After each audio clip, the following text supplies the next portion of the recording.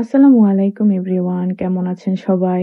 আজকে আমি আপনাদের সাথে একটি টুনা ফিশের ভর্তার রেসিপি শেয়ার করব, যেটা কিনা খেতে অনেক মজা। আমি এই দুটো টুনা ফিশের ক্যান নিয়ে নিয়েছি। তারপর একটা প্যান নিব, প্যানের মধ্যে টুনা ফিশ গুলাকে নিয়ে একটু ভেজে নিব, পানিটা শুকিয়ে নিব। হালকা ভাজার পর একটু পেঁয়াজ এবং লেবুর খোসা দিয়ে আরেকটু ভালোভাবে ভেজে নিব। এই পর্যায়ে আমাদের ভাজা হয়ে গেছে। দেন সরিষা তেলের মধ্যে একটু মরিচ আর রসুন ভালোভাবে টেলে নিব।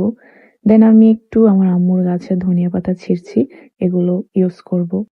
ফ্রেশ গাছের ধনিয়া পাতা যদি ভর্তাটার মধ্যে ইউজ করা হয় তাহলে অনেক মজা লাগে এবং অনেক নাইস একটা স্মেল আসে। দেন আমি লাল পেঁয়াজ, টালা রসুন, মরিচ, ধনিয়া পাতা আর টালা শুকনো মরিচ লবণ দিয়ে ভালোভাবে মেখে নিব। আর আমি এর মধ্যে একটু লেবুর রসও ইউজ করেছি।